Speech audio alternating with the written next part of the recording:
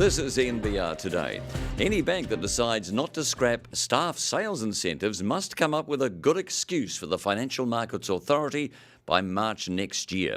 The FMA released its review into bank incentive structures today, following its banking conduct and culture review 2 weeks ago.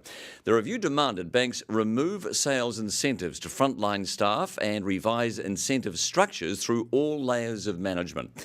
The FMA wants to see changes to incentive programs no later than the first performance year after September 30, 2019. Earlier, I spoke with Commerce Minister Chris Farfoy, who backs the FMA's move. And if I were in their shoes, I'd make sure that the March deadline in the diary has a big circle around it to make sure that the work is done by then. After the High Court lifted confidentiality orders covering the liquidation of CBL Insurance, further details have emerged about the company's involvement with a Peruvian gold mine called Toro. Documents in the court file show CBL almost backed off a deal with Toro because its owner was suspected of involvement in drug trafficking and money laundering. However, it went ahead and even took a share in the mine. Regulators are now concerned about the probity of the deal and the whereabouts of gold mine dividends supposedly paid to CBL. The managing director of CBL, Peter Harris, says the Reserve Bank is focused on Toro in an attempt to smear the company's management, and any allegations they would knowingly be involved in funding illegal activities are utterly false. Well, veteran TV commentator Bill Ralston reckons telco Spark will grab MediaWorks' loss-making TV arm. Mr. Ralston was commenting on MediaWorks' announcement of a restructure of its radio arm. Mr. Ralston says the media industry is heading into more and more convergence, and there's already been speculation about a potential Stuff and MediaWorks tie-up following the failure of Stuff to get approval to merge with NZME.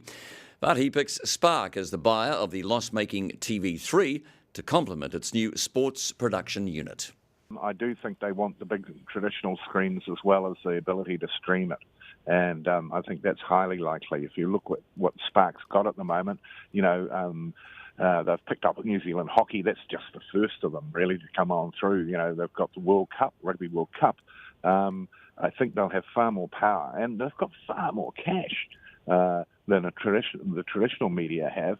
But a merger between Spark and TV3 would really expand their reach. And in fact, they should have a look at Stuff as well.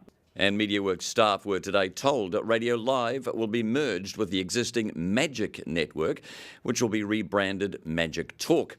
MediaWorks owns TV3 and 4 and has 9 radio stations, including More FM, Radio Live, The Edge, Breeze, The Rock and The Sound. Vodafone has been accused of misleading a customer when his account was shifted from rented copper phone lines onto its own wireless network. A letter from Vodafone says the change was made because Spark is closing its public switched telephone network. The customer complains Vodafone's letter to him was misleading.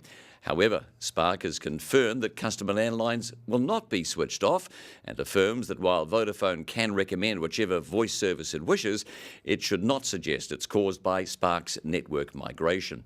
Vodafone denies misleading any customers and says it was not a mandatory switch. The Commerce Commission says it's not probing into the matter.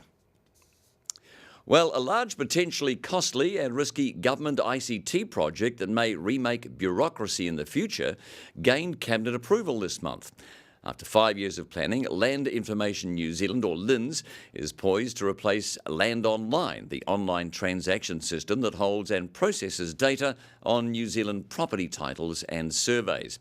But after first outsourcing the project, LINZ has dragged it back in-house and announced it will use management tool du jour Agile to do it. Agile is an anti-hierarchical, team-based approach to projects. So, can Agile work in hierarchical government organisations? Well, here's what columnist Rob O'Neill had to say. Agile has been used in many different places and in many different ways. There is some evidence that it reduces project failure rates, that it reduces the risk of projects.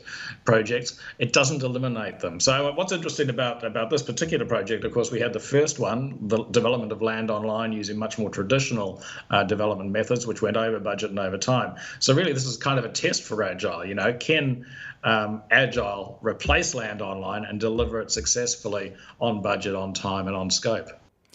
So, looking ahead, a decision in the Mainzeal trial has been reserved, but if the liquidator wins, who will benefit? NBR crunches the numbers to see who gets what. So for more on that and other stories, just head to our website. Have an excellent evening. To unlock your 2 free articles a week, head to nbr.co.nz.